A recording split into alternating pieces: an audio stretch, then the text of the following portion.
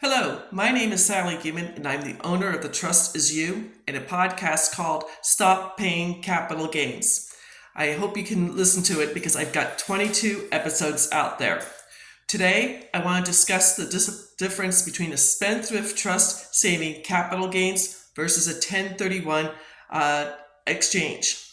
Most people know about the 1031 exchange, which you can do to kick the can down the street. Now, the only problem with that is you have to continue using the 1031 continuously and continuously and continuously. I have listened to many horror stories where the second generation or the third generation is getting hit with a large capital gains tax bill because the first time you do not use the money in a 1031 exchange, you have to pay the capital gains. Ooh, people don't tell you that. Also, with the 1031, it is a very specific timeline. You have 45 days to find a third-party person who will take care of the transaction and 160 days to find a property. I don't know about you, but the people I know who have used a 1031 exchange usually scramble to find the right find a property, and it's never the right property. And the third reason that you should not, between the Spendthrift Trust and a 1031 exchange, is it has to be like property for like property. If it's raw land, raw land. If it's single family home, single family home. If it's multifamily, multifamily. Again, some people get around that, but the law, when you read it, says it's like property for like property. That's the 1031 exchange explained on how to avoid capital gains, but it's got to be used continuously. Now, Spendthrift Trust, as I've been telling you all week, is not your mom and dad's trust. 97% of the trusts out there are only designed to avoid going through probate when someone dies and then disappears.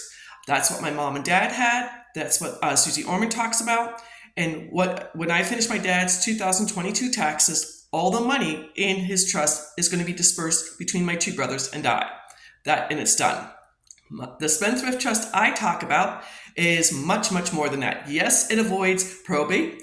Yes, it avoids paying capital gains and so much more. But this trust, the Spendthrift Trust that comes from England, back when King Henry VIII started the Church of England, is going to save you in three ways. First, it's going to save you federal taxes. Everybody wants to save federal taxes. If you're a 1099 income earner and making money being an affiliate marketer, being an doing anything with 1099, you're going to save up to 70% of your federal taxes year after year with the business trust. Now, the beneficial trust, it's going to help you not pay capital gains, short-term and long-term.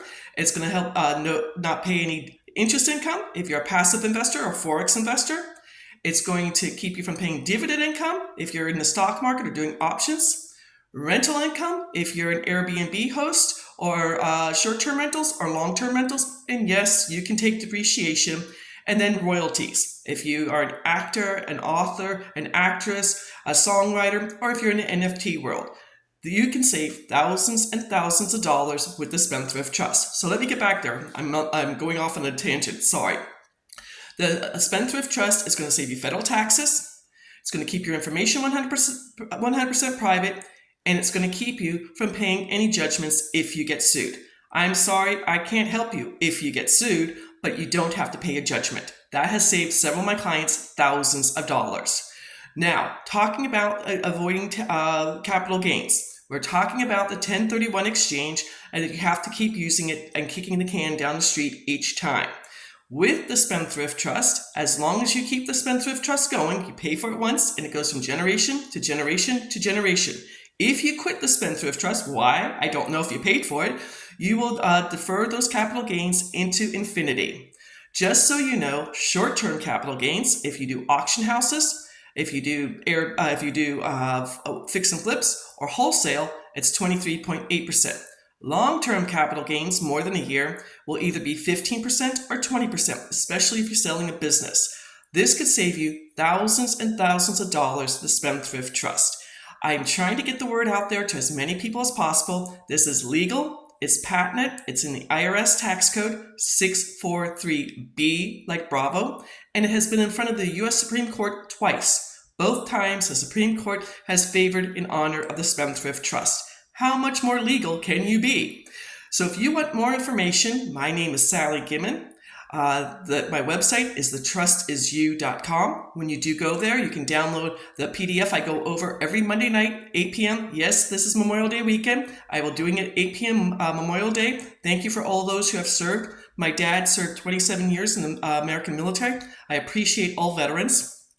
But you will download the slide deck. It shows examples of exactly how I'm saving money by doing crypto investing and real estate investing. So yeah, I want to show you it's true. And then I also have a podcast, Stop Paying Capital Gains Now. The podcast just dropped a new episode yesterday about IRMA. This is for people who are turning 65 years old and getting on Part B Medicare. You can they do a 2-year look back, and it could cost you a lot of money if you don't know what you're doing. So thank you for listening to this video. Again, it's between 1031 exchange versus the Spendthrift Trust. I know the Spendthrift Trust is a little bit more expensive, but think of how much money you'll save year after year after year after year.